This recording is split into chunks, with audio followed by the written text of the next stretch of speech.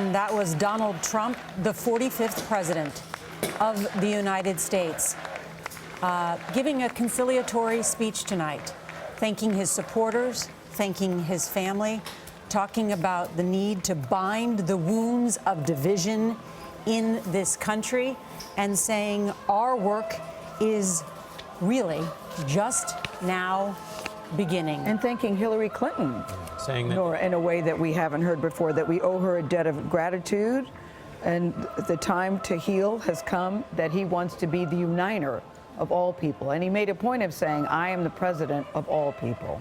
It was a very un-Trump-like speech from what we have heard throughout this campaign. Well, we were asking whether he could be conciliatory and could he be magnanimous in defeat.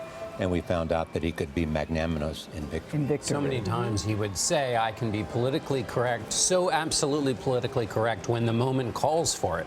The moment called for a speech like that, and he gave it. Bob, talk about now the challenges for someone as they transition from being a candidate to trying to govern and becoming and filling that office, that the awesomeness of that office and the responsibilities that go with it. I think we're kind of in uncharted territory now. I mean, we really don't know. This is a totally new and different group than we have seen arrive in Washington before, and I don't think we can predict where this goes from here. I mean, it's different.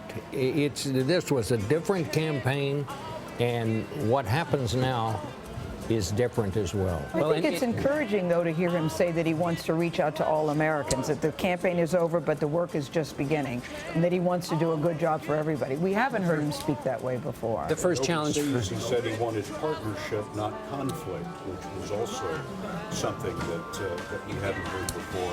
Donald Trump becomes the first person to become president of the United States without having held previous elected office since Dwight Eisenhower, and he did it without the advantage of having won World War II. Here's the immediate challenge for him. The rhetoric was basically about as good as we've heard from him and as you could deliver.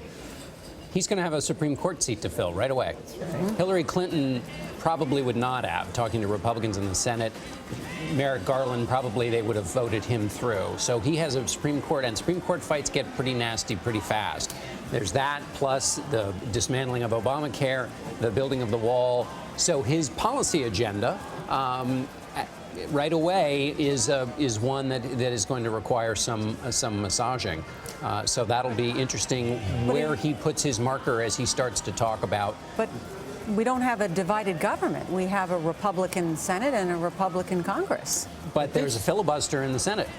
If they filibuster his Supreme Court nominee, which will return the court to being a conservative majority, then you're going to have a fight in Washington. And you don't know, the other part is this is going to be, I don't care what you say, this is going to be greeted with surprise around the world.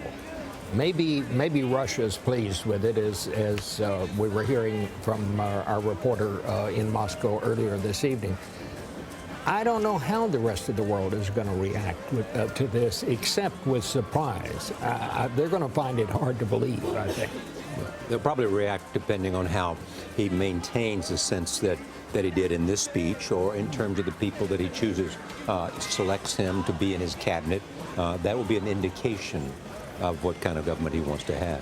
Major Garrett is at the Trump campaign headquarters. Major?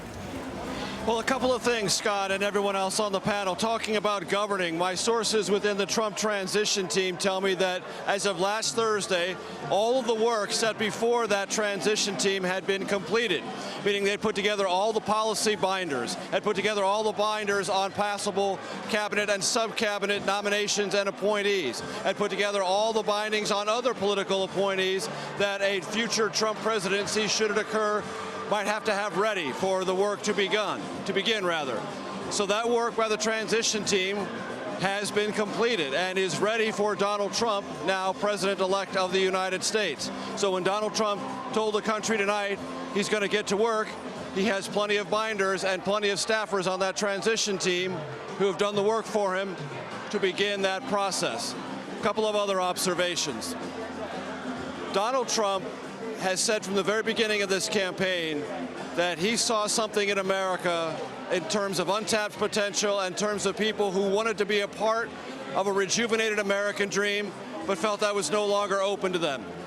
And he tried to speak to those people before he spoke to anyone else, and in a way that they fundamentally understood without any filtering from any other source. And even when controversies would arise and Trump's poll numbers would dip, or there would be some defections from the Republican Party over something that Trump said, those people who heard Trump first never left his side. And Trump was speaking to them tonight when he talked about a country to be proud in, a country that's going to aim for the best and never accept anything less than the best. Those words always resonated with his supporters. One last historical analogy that I've never forgotten since Newt Gingrich, a longtime Trump supporter, put before me several months ago. He said, to understand Donald Trump, you have to understand three American figures. Andrew Jackson, a populist president who toppled the existing order in Washington. Teddy Roosevelt, a Republican president who challenged the existing Republican approach to business and was a person of strength and projected strength. And P.T. Barnum, someone who relentlessly marketed himself for the benefit of his business and his image of himself. Newt Gingrich told me Donald Trump is a combination of all three of those figures, and his upside potential is enormous, and his downside risk is also rather sizable. And even in the last stage of the campaign, Gingrich fretted openly if Trump, the downside, would undercut the potential upside. It did not.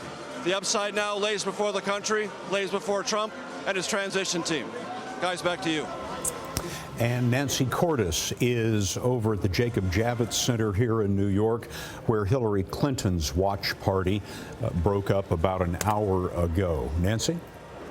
Well, Scott, the lights are now out here, and they've already brought out the heavy equipment to start tearing this whole set apart. And what's so fascinating is that for all of the talk over the past many weeks about the possibility of Donald Trump not accepting the outcome of this election, in the end, it was Hillary Clinton and her campaign chair, John Podesta, speaking for her, who came out here just after 2 a.m. Eastern time and told everyone to go home because things were still up in the air. And yet, a short time later, we can now confirm Hillary Clinton did call Donald Trump to concede. So at the end of the day, she is the one who has not delivered a concession speech, at least on election night. I'm told that there are a number of Clinton campaign officials still at Brooklyn headquarters, crunching the numbers, trying to figure out what went wrong, trying to figure out if there are any voting irregularities that they should examine or call attention to. Every single campaign aide I have seen here tonight, Scott, has been shell-shocked. They are totally stunned by this news. They weren't just confident at the beginning of the night that she was going to win. They were sure of it. There was no other possible outcome in their mind, not because they were cocky or being fanciful, but because all of the data that they were looking at was telling them that she was going to win. And that may be part of the reason that you never saw her here tonight, which is that just like her campaign aides, it was very difficult for Hillary Clinton to accept the news as well. Nancy Cordes, thank you.